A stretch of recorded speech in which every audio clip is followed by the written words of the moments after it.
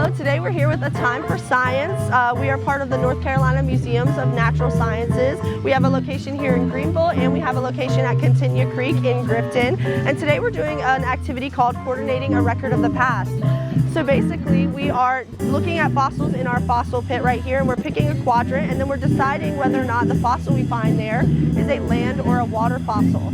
So once we decide whether or not it is a land or water fossil, we will come over here to our map and we'll add that information onto our map, and eventually we'll decide which areas were land, which areas were water, and that will tell us about our past environment in those areas.